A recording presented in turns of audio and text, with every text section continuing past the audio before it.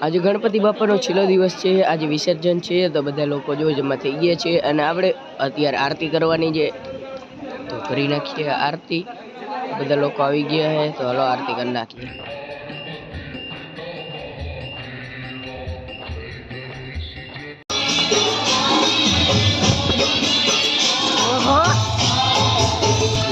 Scene તો લેવો જોઈએ ને મારે।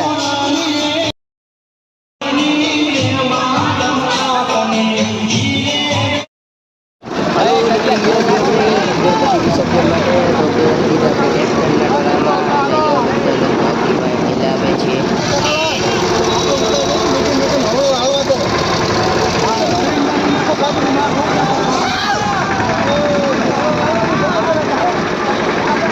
તો આજે ગણપતિ બાપાનું વિસર્જન હતું અને આપણે જો નાઈ બાઈન કમ્પ્લીટ થઈને જો અત્યારે આડા પડ્યા ફૂલ થાકી ગયા।